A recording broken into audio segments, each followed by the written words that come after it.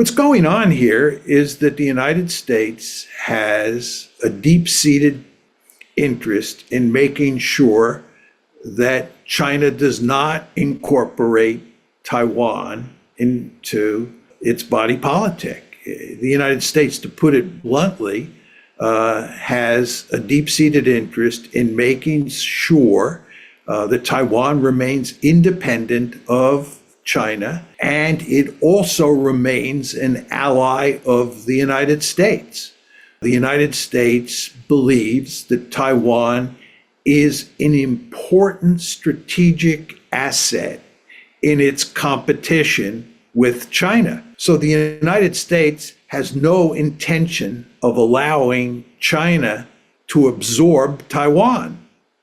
And at the same time, the Chinese, for strategic reasons and reasons related to nationalism, is deeply committed to incorporating Taiwan into the mainland. So the United States and China have opposing positions on the question of Taiwan. And the United States also has deep-seated differences with China over the South China Sea and over the East China Sea. The United States has a vested interest in maintaining the status quo. It's China that wants to change the status quo. China wants to change the status quo vis-a-vis Taiwan, vis-a-vis the East China Sea, and vis-a-vis the South China Sea. And the United States, of course, likes the status quo and wants to keep the status quo. So it has no interest, in my opinion, in provoking China. The problem that the Americans do face is that the Americans have to take certain measures to deal with the fact that China is becoming an increasingly powerful country in East Asia. Because of China's truly impressive economic growth, it is translating much of that economic might into military might. And China is becoming an increasingly powerful military force in East Asia. I think there's no question that the Chinese have, over the past few years, been moving closer to Taiwan, flying into its airspace more regularly, and putting great pressure on Taiwan. One could call it tightening the noose around Taiwan's neck. And the question you ask, of course, is what will the United States do? I think the United States will do everything possible to make sure that Taiwan remains independent of China, not formally independent, but maintains its de facto independence. And the United States will not allow China to strangle Taiwan in any meaningful way. The United States, as I say, is committed to defending Taiwan. The United States believes that it's very important that China not be able to swallow Taiwan or coerce Taiwan into surrendering.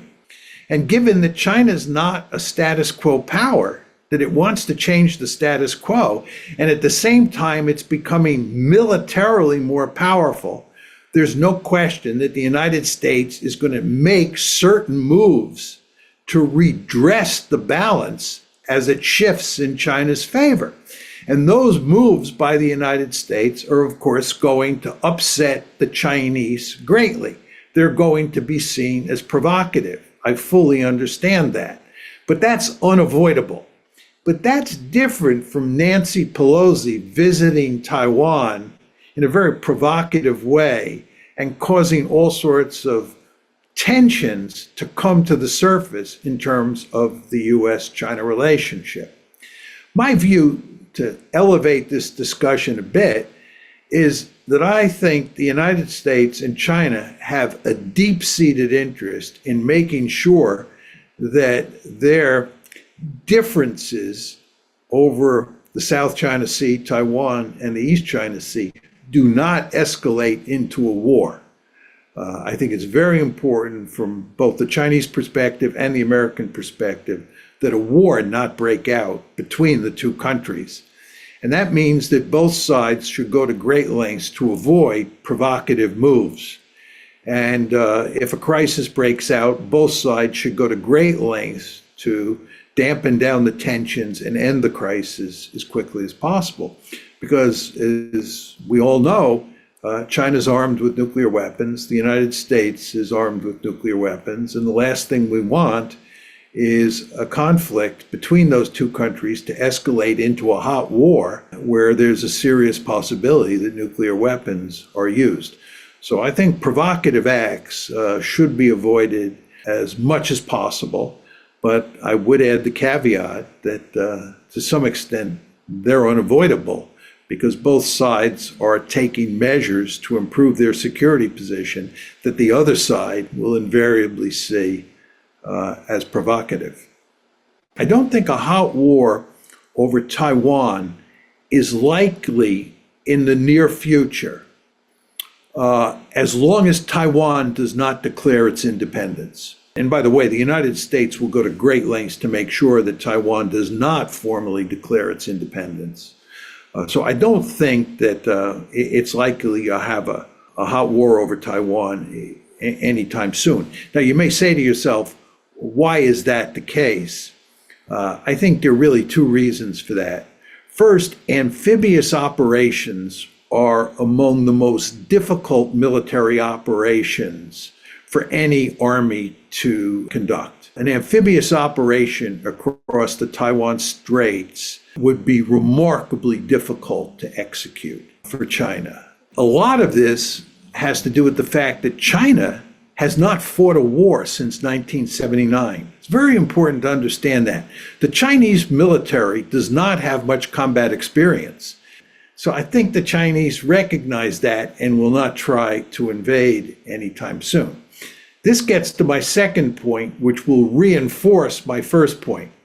My second point has to do with the question, which is the one you asked, as to whether the United States would fight to defend Taiwan in the event that China tried to invade. I think that the United States would definitely come to the aid of Taiwan. I think there is no way that the United States would stand by and allow China to conquer Taiwan.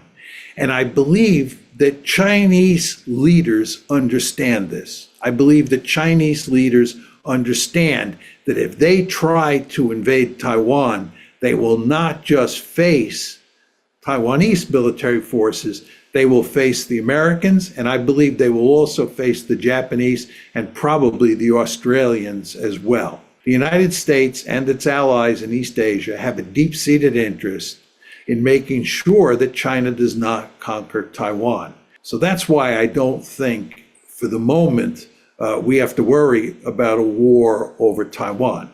Again, we're involved in a strategic competition here. We're involved in a serious security competition, and neither China nor the United States has any intention of losing.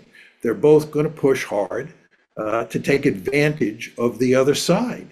And when that competition plays itself out over Taiwan, the potential for danger is great. I don't think political support matters at all. American foreign policy elites do what they want to do. They don't really care about public opinion. And if they think there's any problem with the public, they'll propagandize. They'll invent stories that convince the American public that fighting a war over Taiwan is absolutely necessary. Should a conflict break out over Taiwan, I would argue that it doesn't matter whether a Democrat's in power or a Republican's in power. The leadership would act the same regardless of party affiliation. I think there's no question that the Americans are in a weaker position to defend Taiwan because of the assets they're committing to the Middle East, and because of the assets they're committing to the Ukraine war. I think this is in China's interest. I think the Ukraine war, as I said before, but also all these wars in the Middle East that America's sort of deep-seated commitment to Israel works to China's advantage because it makes it difficult for the United States to fully pivot to Asia.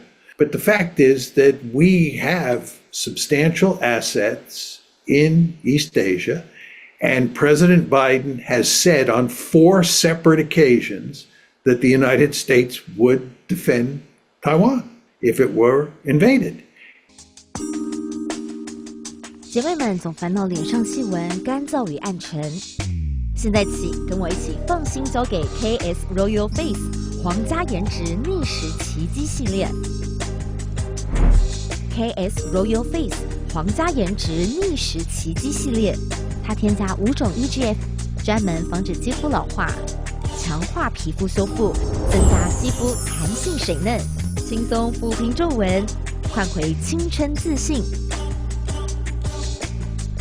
KS Royal Face 皇家颜值逆时奇迹，护肤露、全效精华、精华霜，即刻启动冻龄密码。